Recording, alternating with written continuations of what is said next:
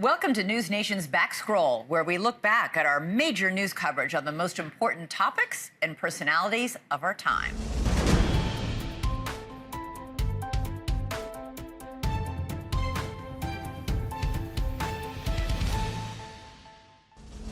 I'm currently drafting an op-ed that I'm going to release in a few weeks, and I will be discussing what I actually do know firsthand. I just could not overtly discuss that at the time, including at the hearing. And while we wait for that new Grush report, we could learn more about UFOs from the government, but it could take some time. Congress has sent a bill to President Biden's desk that seeks to make records available within 25 years. Meanwhile, one company is searching for aliens and hoping to be the first to make contact. For more on this, I do want to go ahead and bring in retired U.S. Navy Chief Sean Cahill. Thank you for coming on the show tonight. Good evening. Thanks for having me. Well, Sean, I know that you say that UFOs exist, but I got to ask you, where is the hard evidence? Well, the hard evidence is unfortunately still locked up in special access programs and in the archives of probably various aerospace companies in the United States. We're not privy to it as the public yet. But as we've seen by the work of Mr. Grush and those who have testified in front of Congress, there's definitely something there. Well, this week we also know that Senator Chuck Schumer wanted a UFO commission to disclose records. Representative Burchett wanted DOD to release what it knew. What do you make of this 25-year parameter? I think it's a very long period of time, but given the subject matter and given that there may be paradigm shifting information in that subject matter for the American public, I understand the government's reticence to immediately release it. I'm concerned more about the partisan pushback that seems to be coming on that amendment, though. We also know that whistleblower David Grush has called the watered-down version of the bill the greatest legislative failure in American history. Do you believe that to be true? I unfortunately have to agree with Mr. Grush. While it is a historical achievement, it was neutered when it didn't need to be. And I think that a lot of people have shown their hands by that neutering. Why is it, do you think, that the government has kept quiet about UAPs from the American people? I think, unfortunately, we're dealing with a set of ignorance post-World War II, possibly, and the feeling of needing to stay in power, and then a subject that just kind of got outside the bounds of a lot of people's understanding.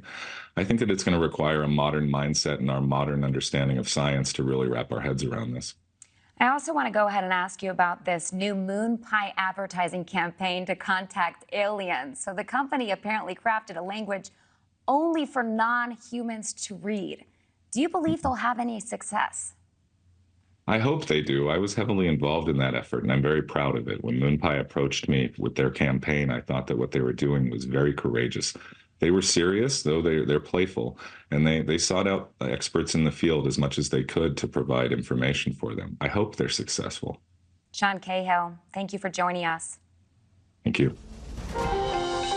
What'd you see? It was like a big creature. A big creature? Yeah, like around 10 feet tall. Remember the guys who called 911 saying they found aliens in their backyard? Of course they didn't. But it could have all been solved by a Ring camera. Ring is now offering $1 million reward for video footage of aliens captured using its doorbell camera. Submissions will be analyzed by a space and extraterrestrial expert. Cuomo's here. I don't know. I feel like $1 million is a pretty low reward, okay, for aliens. Really? Well, first of all, aliens? Like, I mean, I guess it wouldn't be tax-free, so it probably nets to about $480,000. But great move for Ring. Oh, this is a so great brilliant advertising campaign.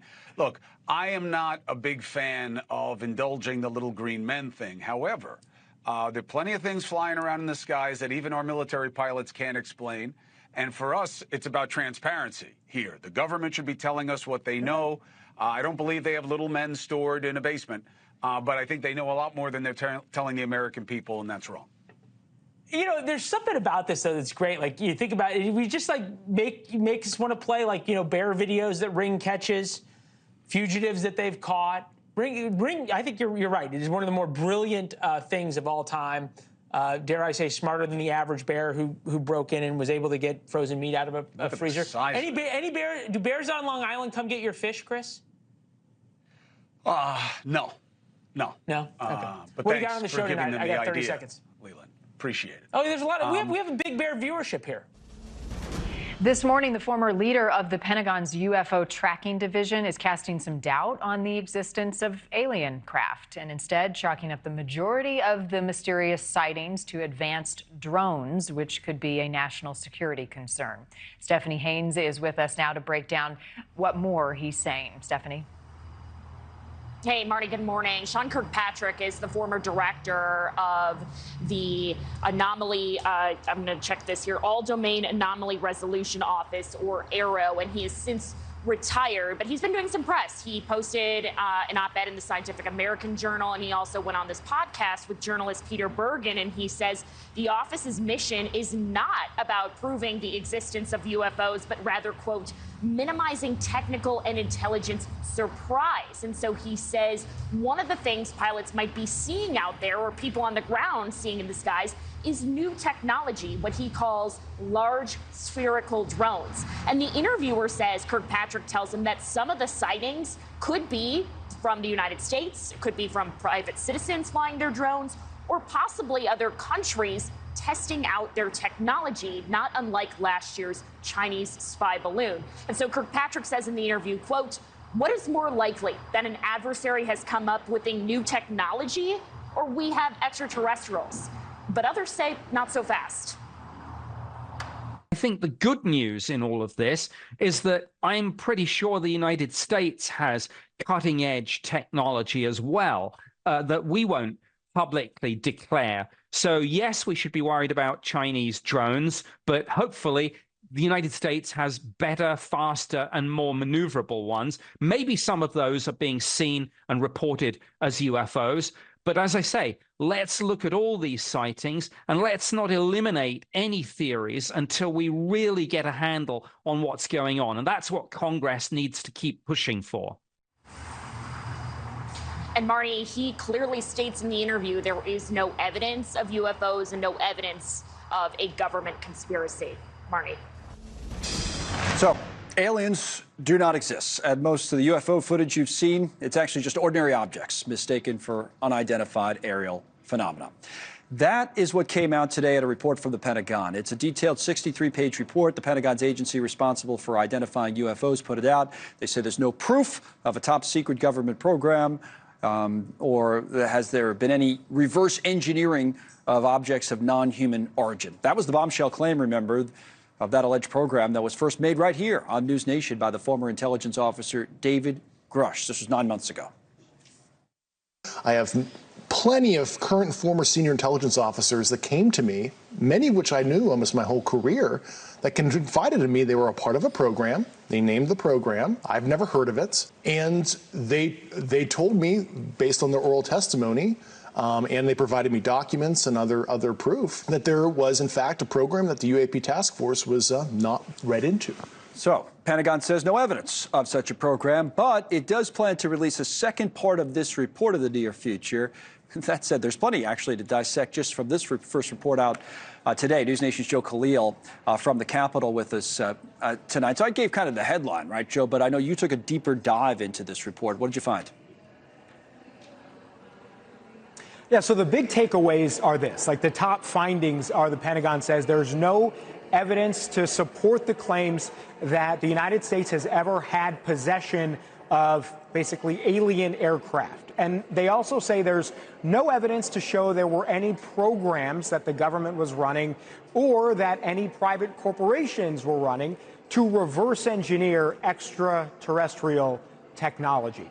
That is the big takeaway from the report. Now, it also is pretty dismissive of the claims, but people like David Grush, people who have very high-level clearance at different times, were read into high-level top-secret programs who've said these things do exist. The Pentagon's report says those claims are not necessarily lies, but what the report claims is that maybe those people who have been saying those things were given facts, were given information that was misconstrued, misunderstood, little pieces of facts that were taken out of context and mistaken for other things. That's what the report content. But I got to say, there is a lot of pushback already from some of those people we've been speaking to who are at very high level intelligence and very high level classification. They say that they don't necessarily feel like everything in this report is accurate. They also say that some of it was, they think, intentionally misleading. So that has been the response in part. Now, a couple of really interesting things, Connell, within the report. One is they do acknowledge that there are things in our airspace that they simply cannot explain. The way they move, the way they function. The report calls those things anomalous. So that's a bit concerning there. The other part is they actually did concede in the report, and it's right there in black and white, that the Department of Defense did actually stand up a classified program, at least one, there are others that were alleged, that was intended to reverse engineer UAPs. They say they ended those programs, again, classified, because there were no UAPs to reverse engineer, or so says the report. And they went on to say that there was never any fruit that was born from those classified programs, so they were ultimately stopped. But our producer, Tanya, went to the Pentagon today and actually asked about those, saying, why did you create those programs at all if there were no UAPs there? And here's the response that she got. As you highlight, no verifiable evidence that any UAP sighting represented extraterrestrial activity, that the U.S. government or private industry has ever had access to extraterrestrial technology, or that any information was illegally or inappropriately withheld from Congress. So again, the Pentagon pretty firmly saying these claims, there's nothing there. But, you know, the report itself, pretty interesting as you read the details of it. Yeah, and then we'll wait for volume 2, right, Joe? All right, thank you, Joe Khalil, there live at the Capitol. We have the... Let's bring in U.S. Representative Tim Burchett, a Republican from Tennessee. Happy Friday morning to you, Congressman. What say you? How about renewing your vows under the rarity of a solar eclipse on Monday? Well, I'm a hopeless romantic. I hope it all works out for him. My wife and I are very happy. I married my wife, and she was a widow, and I was county mayor back then. And in Knoxville, Tennessee, was one of the hot spots, and we had our little girl with us, and it was down at Concord Park. It was a memorable occasion. The lights all went out, and then the street lights came on, and then the birds started chirping. An eclipse of your own, just a different kind when all the lights went out for you. Yes, ma'am. Do you have any plans for Monday? Are you watching it from anywhere special? Knoxville, Tennessee, ma'am, the most special place in America. In the world. Hey, speaking of otherworldly phenomenon, you recently made some pretty bold statements on NewsNation's podcast, Reality Check with Ross Coldhart. We played some of them this week. You say the Bible mentions extraterrestrials. Okay, Burchett, tell me the verses. Where is this in the Bible? Gotta know. Well, you kind of caught me flat-footed. I don't have my Bible, but Genesis 1, God created the heavens and the earth. And then you go into Ezekiel chapter 1. Ezekiel saw the wheel. And you got to remember, a wheel back in biblical times was the most technologically advanced thing that there was that you could compare it to. And it talks about a wheel within a wheel, which is traditionally what we talk about when you talk about a UFO. But I think it's pretty well accepted that there's something else going on. And if you think we're the best that God can do, I think that's a whole new level of arrogance. And I'm often asked, why don't UFOs come to Washington, D.C.? Well, mainly because there's no intelligent life down here. No, you didn't. I'm speechless. Dadgummit. Dadgummit, Burchett. Okay, you say it doesn't contradict your Christian faith, though. This actually strengthens it? How so? Yeah.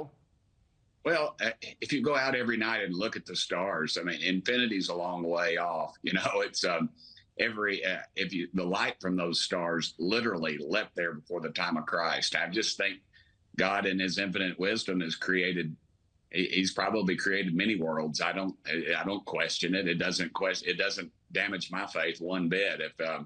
It really doesn't. I find it fascinating every time, you know, we find new life forms on planet Earth. Every few weeks or so, some scientist is finding some new lizard somewhere or something else, you know. A lot of mysteries. Yeah, I think a lot of mysteries that we'll have to ask God about at the pearly gates. Last quick question for you. We're expecting more hearings on the horizon, more whistleblowers. What are you hoping for? well, we're having more whistleblowers. And the more that they put people in charge that say nothing's going on, I keep saying, you know, it's not about little green men. We can joke about that and flying saucers. That doesn't affect anything. The reality is, what are we spending these tens of millions of dollars on since 1947? And why won't they release these reports? And when they do, why are they so heavily redacted? They look like somebody shot them with a 12-gauge shotgun. You know, that government, the American public pays this money to our government. We need transparency. And you all as journalists, that should be your focus as well. Let's have some transparency. Turn loose all the facts. These whistleblowers. We're keeping a spotlight on it, sir. Yeah, we're trying. We always appreciate your time, especially on a Friday morning. You keep me on my toes, that's for sure. Thank you, as always. You got the coolest name in media, I'll tell you that. Thank you very much. I'll pass that along to my parents. Thanks for watching, everybody. Go to joinnn.com to find News Nation on your television provider. Also, don't forget to click that red subscribe button below to get more of News Nation's fact-driven, unbiased coverage.